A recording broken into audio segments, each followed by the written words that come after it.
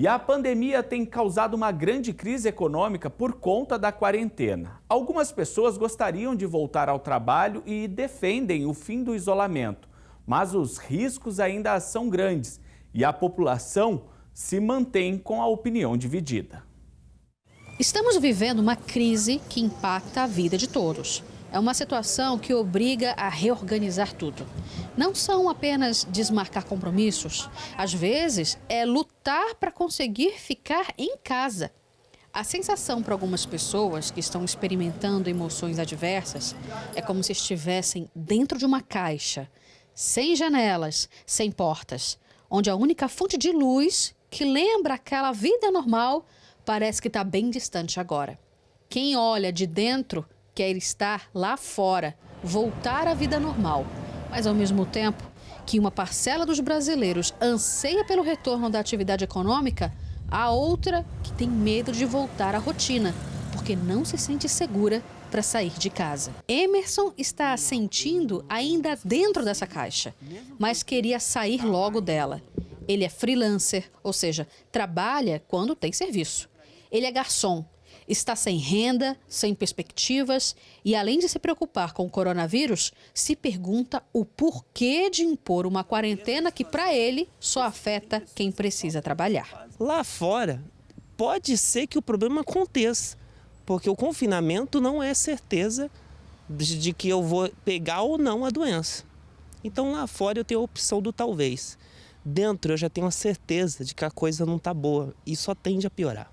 4 em cada 10 brasileiros defendem a reabertura do comércio e o restabelecimento da economia, mesmo que a Covid-19 não esteja totalmente contida.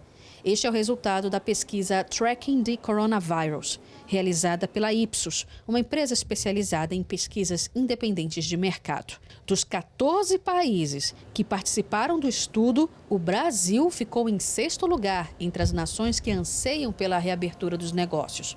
Por aqui, quem defende a reabertura são pessoas que não têm uma reserva financeira. Trabalhadores informais que dependem de um dia trabalhado para pagar as contas. Essa pandemia, ela mostrou uma coisa, também uma outra fragilidade que a gente está vendo na economia, principalmente nos pequenos negócios, que não se prepararam, não tem um plano B, não tem planejamento, não tem uma reserva financeira para aguentar um mês que seja. Muitos estão fechando seus estabelecimentos, muitos estão demitindo empregados, alguns estão substituindo empregados por pessoas da família, então não tem custo, né, de pessoal, ou por pessoas freelancers que estão trabalhando ali por qualquer ganho, até mesmo por alimentação.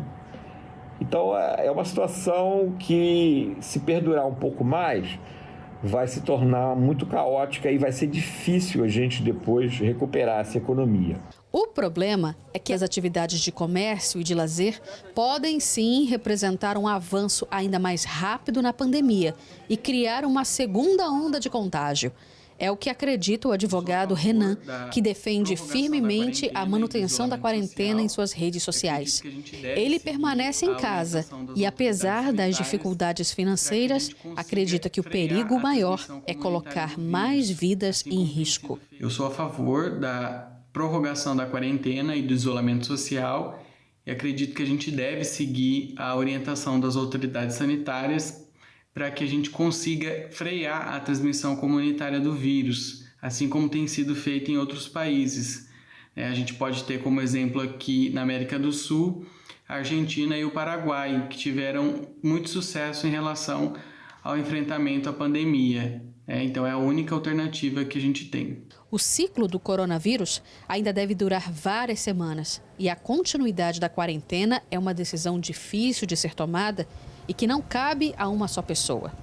Há quem defenda que o isolamento tem que durar o tempo que for necessário para não haver curva crescente de perda de vidas e que cabe ao governo garantir condições para a sobrevivência das empresas e para que os brasileiros mais simples possam cumprir as orientações das autoridades de saúde, porque estar dentro da caixa também pode ser uma questão de perspectiva.